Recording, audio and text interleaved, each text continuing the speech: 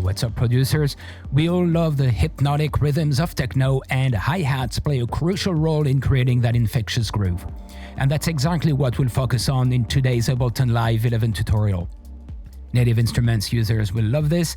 I'm going to show you how to add depth, space, and rhythmic interest using Replika, and how to add punch and bring out the details using the Neutron 4 compressor.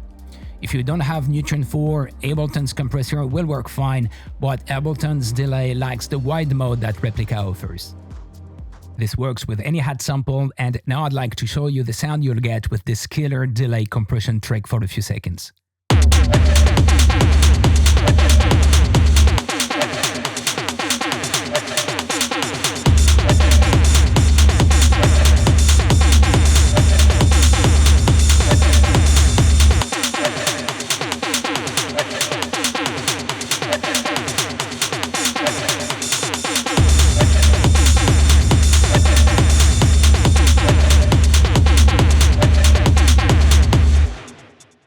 That's one incredible driving force.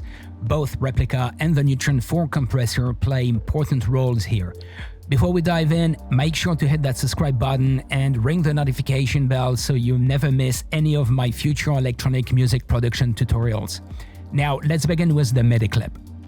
Create a 1-bar MIDI clip and write 2 notes, each a quarter of a beat after the first and third kicks, as you can see on the screen.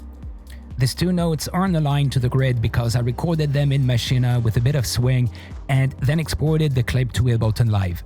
If you're unsure how to work with MIDI clips or hit the right notes, this video will guide you through it. Now let's move on to the delay. Replika is a powerful delay that can add depth, space, and rhythmic interest to your hi-hats. In techno music, it's often used to create intricate patterns and enhance the groove, and here are a few tips on using Replika effectively. First, make sure to select wide mode. This will make your hi-hats more immersive and dynamic. Now set the delay time.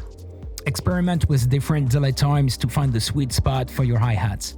Shorter delays can add a subtle bounce, while longer delays can create interesting echoes and repeats. That's what I'm looking for here, so I'll set it to 1/8 dotted. Next, adjust the dry-wet signal.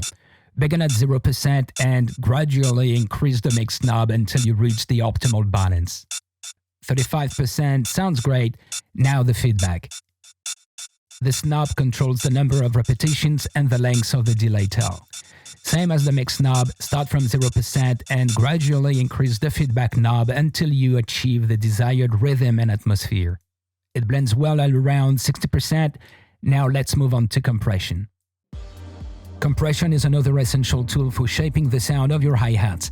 It helps control the dynamics, adds punch, brings out the details, and also very important here, a much more balanced sound. Don't ignore the mix context. When applying delay and compression to hi-hats, it's crucial to consider the overall mix to make sure they sit well with other elements in the track and don't overpower them.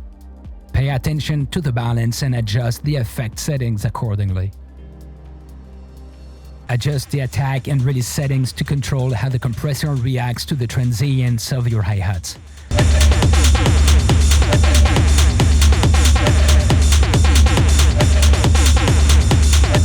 Here, I'll be setting the attack time to a swift 7 milliseconds and setting the release to a precise 109 milliseconds. This is an arbitrary. This is exactly 1/16 of a beat. And why does it matter? Because it ensures our sound dynamics are perfectly in sync with the beat's tempo, creating a seamless and energetic movement in our track. This technique is a game changer for achieving that polished, professional sound in your electronic music productions. Now, ratio and threshold.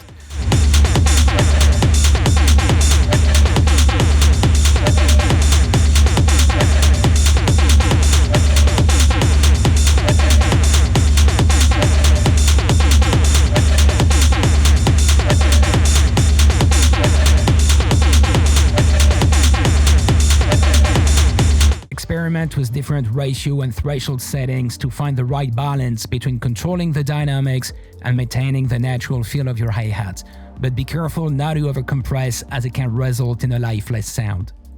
Extra tip here, try using parallel compression to retain the natural dynamics while adding some extra punch and presence.